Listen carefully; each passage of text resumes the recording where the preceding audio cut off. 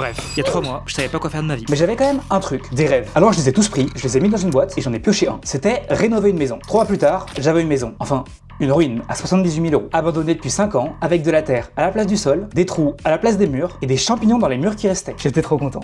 Alors j'ai commencé à la rénover. Le premier mois, j'ai tout cassé. Les plafonds, les murs, le sol, que j'ai creusé, et j'ai commandé 10 tonnes de cailloux en trop pour mon hérisson. Mes voisins m'ont détesté dès la première semaine, et j'ai dégommé mes poumons en enlevant le terre-paille chaud. Et j'étais moins content. Alors j'ai décidé qu'il n'y avait pas de raison que je sois tout seul dans cette galère, Et j'ai commencé à vous partager tout ça.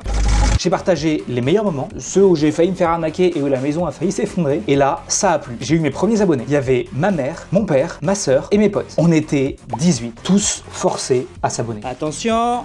Oh là là, c'est magnifique. Alors avec un tel succès, j'ai évidemment choisi de continuer.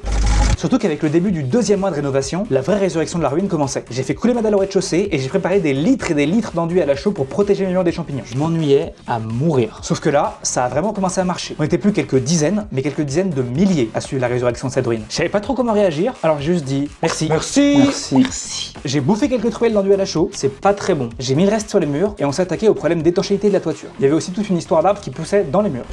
Mais vous étiez toujours plus nombreux à rejoindre l'aventure et j'étais trop content. Alors pour changer un peu, j'ai dit merci. Et j'ai commencé à poser du placo. Enfin, j'ai commencé à casser du placo. Bien sûr, j'avais mis les rails avant. J'ai passé assez de gaines pour accorder les États-Unis en électricité depuis la France, vu qu'ils n'ont pas la lumière à tous les étages en ce moment. Et j'ai posé du placo. La résurrection avance, je galère à bander mes plaques de plâtre, mais c'est pas trop tard pour rejoindre l'aventure. Alors si tu veux te marrer avec moi et me voir me foirer, apprendre et tenter de faire quelque chose de cette ruine, abonne-toi. Elle est très loin d'être ressuscitée.